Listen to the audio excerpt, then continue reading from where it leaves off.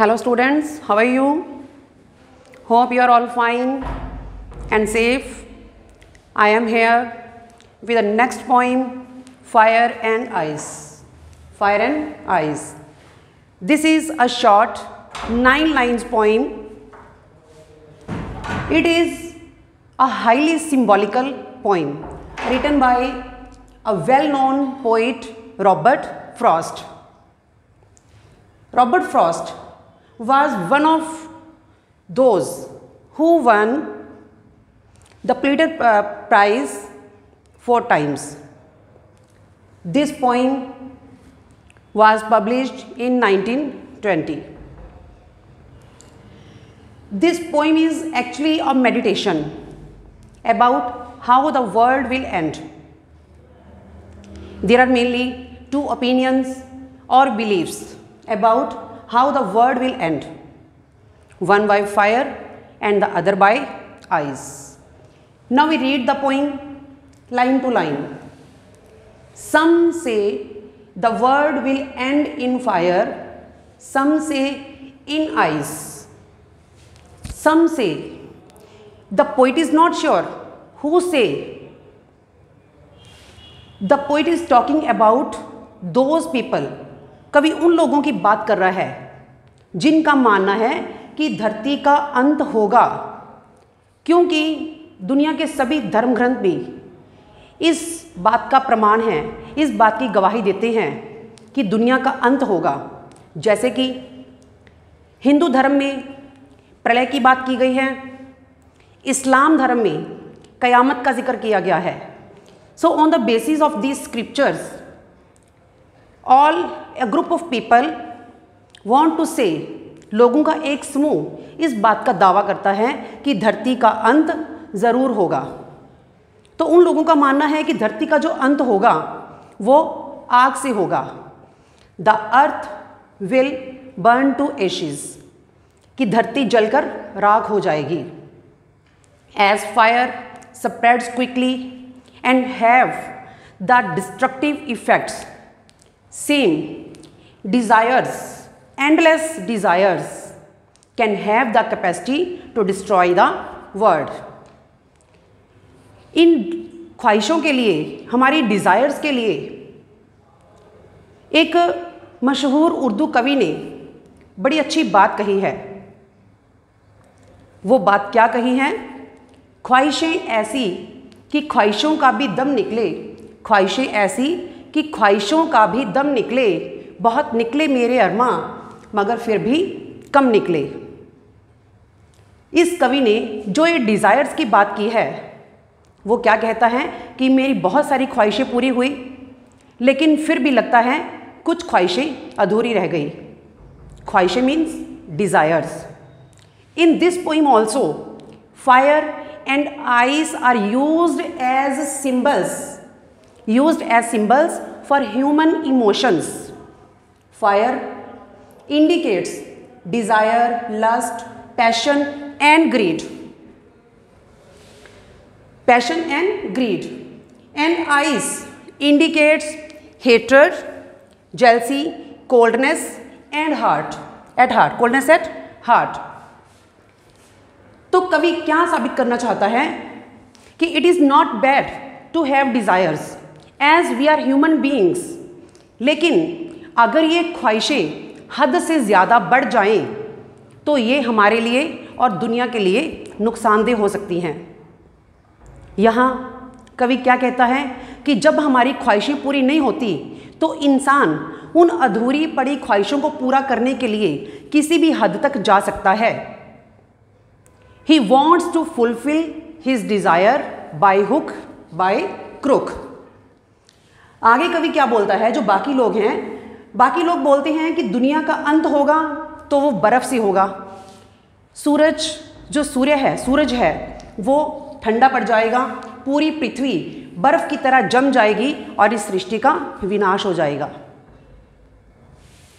From what I have tasted of desire, in these lines, poet has given his own views. Poet says that as he has experienced the effect and result of desires, endless desires. If these desires are under control, they are positive. If these desires are out of control, they release negative energy and have destructive effects. तो इसीलिए poet frankly agrees, frankly praised those people, उन लोगों की कवि खुलकर प्रशंसा करता है, who says that the earth will be destroyed by fire. कवि भी उन लोगों का साथ देता है जो कहते हैं कि दुनिया का अंत होगा तो आग से होगा, क्योंकि जो इंसान की इच्छाएं हैं वो इतनी ज़्यादा शक्तिशाली हो जाती हैं कि उसके ऊपर हमारा या इंसान का कंट्रोल नहीं रहता। और इसके साथ यहाँ पे एक और छोटा सा वाक्य जुड़ा हुआ है। वो वाक्य क्या है? एक बार एक पैदल चलता इंसान देखता है कि एक आदमी साइकिल पे सवार होकर जा रहा है, तो उसका मन करता है काश कि मेरे पास भी साइकिल होती तो कितना अच्छा होता। भगवान उसकी ये दुआ सुन लेता है और उसके पास साइकिल आ जाती है। फिर जब उसके पास साइकिल आ जाती है तो उसका मन करता है कि वो एक स्कूटर वाले को देखता है, बाइक वाले को देखता है, तो बाइक वाले को देख के उसकी इच्छा होती है कि अगर मेरे पास बाइक होती तो मैं यूँ साइकिल चलाकर अपने पाँव ना दुखाता। उसकी ये इच्छा भी पूरी हो जाती है, उसके पास बाइक आ जाती है।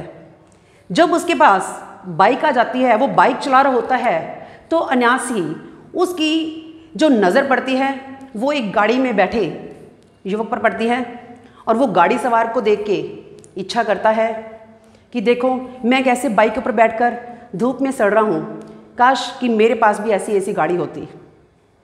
अब उसकी ज़रूरतें, साथ में ज़रूरतें नहीं है ये उसकी डिज़ायर्स हैं, उसकी अनकंट्रोल्ड इच्छाएं हैं।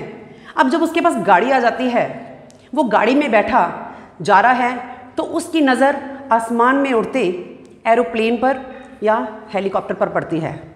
फिर वो हेलीकॉप्टर को या एरोप्लेन कर दे के सोचता है कि अगर मेरे पास ये एरोप्लेन या हेलीकॉप्टर होता तो मैं यूँ ट्रैफिक में ना फंसा होता।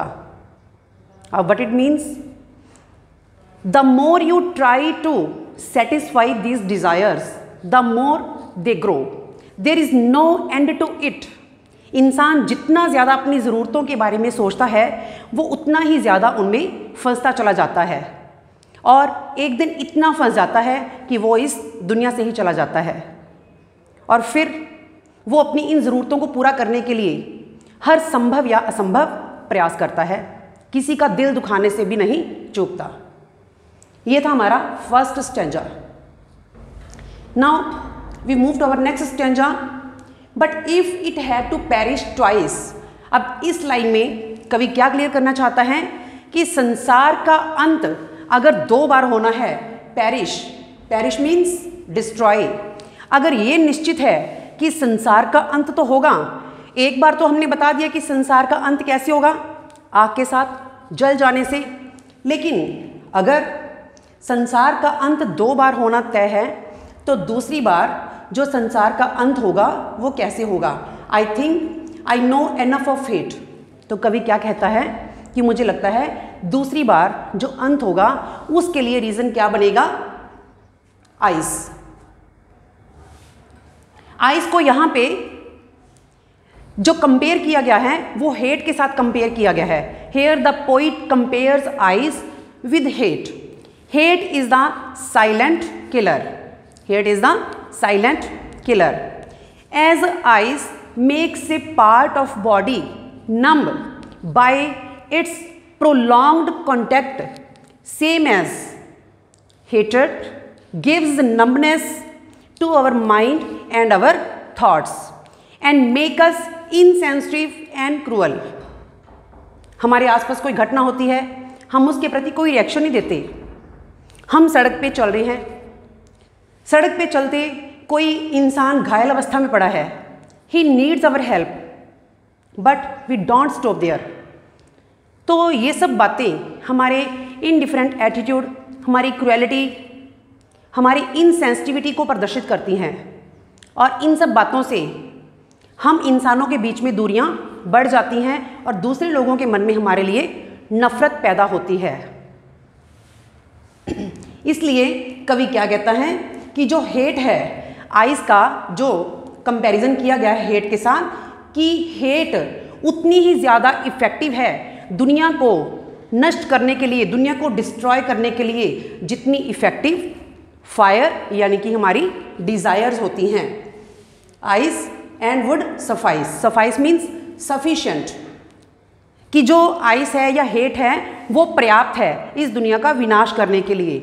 तो हमने अब इस पोइम में क्या देखा? On the whole the poet wants to say that fire और desires are destructive, but more destructive than those desires is hatred between men and men।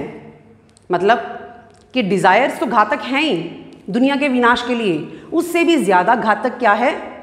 नफ़रत, जो कि इंसान और इंसान के बीच में पनपती है।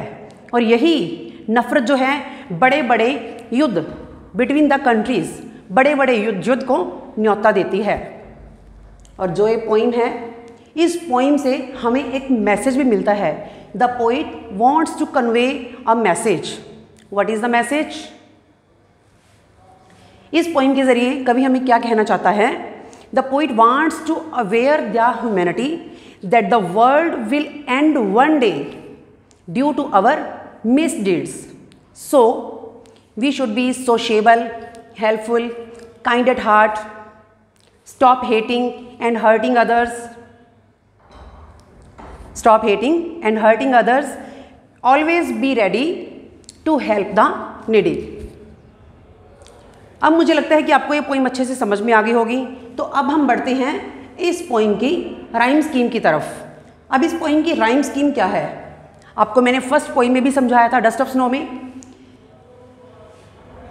The last word of first line is fire.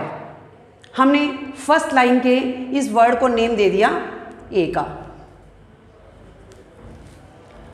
And next जो हमारी ये सेकेंड लाइन है, सेकेंड लाइन का लास्ट वर्ड है आइस। क्या ये वाला वर्ड फायर के साथ रिदम कर रहा है? नहीं रिदम कर रहा, तो हमने इसका नाम दे दिया B. Now we come to third line. Third line का लास्ट वर्ड है डिजायर। डिजायर की जो रिदम है वो फायर के साथ मैच होती है, इसीलिए हमने इसका भी नाम रख दिया A. And the next line last word is fire. Fire भी डिजायर के साथ रिदम दे रहा है, तो इसका नाम भी हमने रख दिया A. And in the fifth line the word is twice. जो ये ट्वाइस वर्ड है वो ना तो फायर या डिजायर के साथ और ना ही आइस के साथ इसकी रिदम मैच होती है, तो हमने इसका नाम भी रख दिया B. Now comes to the next line. Here is the last word hate. Hate A या बी रिदम वाले वर्ड्स के साथ कहीं भी मैच नहीं करता, तो हमने इसका नाम क्या रख दिया? C. And the next line the last word is ice, जो कि ट्वाइस के साथ मैच कर रहा है, हमने उसका भी नाम क्या रख दिया? B. And in next line the last word is great. Great की रिदम किसके साथ है? हेट के साथ, और हेट वाली लाइन का नाम हमने क्या रखा है? सी, तो इसका नाम भी हो गया C. And in the last line the last word is suffice. Suffice की जो रिदम है वो किसके साथ मैच हो रही है? आइस के साथ, ट्वाइस के साथ। इस लाइन का नाम हमने क्या रखा हुआ है? बी। तो अब हमारी फर्स्ट स्टैंजा की पहले राइम स्कीम, उसमें क्या बनेगी? थ्री लाइंस की राइम स्कीम देखते हैं हम। 3 लाइंस की जो राइम स्कीम है, पहली 3 लाइन की राइम स्कीम, उसकी क्या बन रही है? फर्स्ट 3 लाइंस की ए बी ए, और नेक्स्ट 3 लाइंस की राइम स्कीम क्या बन रही है? A B C,